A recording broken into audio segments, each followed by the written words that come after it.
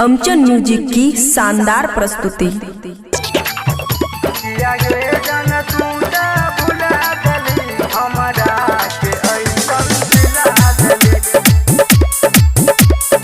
खुशी recording studio बलुआहा।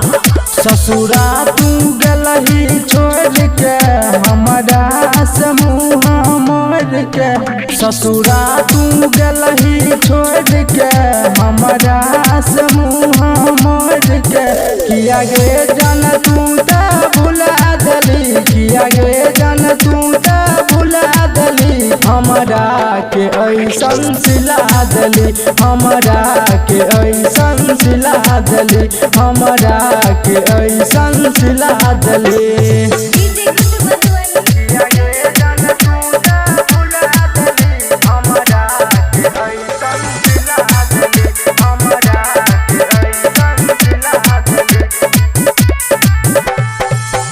रतिया के बतिया कोई आबै छो याद गे,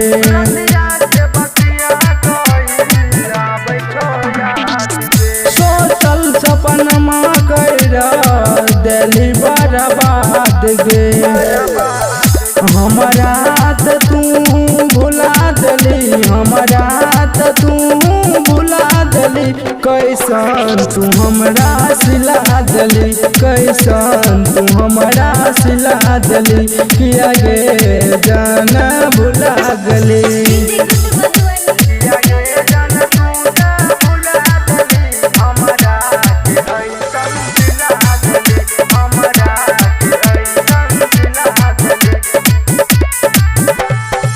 ना जाने का बिदना लिखले नसीब में,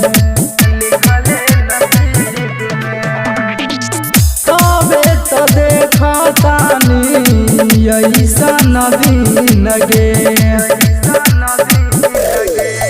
बुध सैन दर्द के भुला दली, सिंगर छोटू छबीला के रुला दली, बोल गे तू काहे भुला दली, बोल गे तू काहे भुला दली, हमारा के ऐसन सिला दली।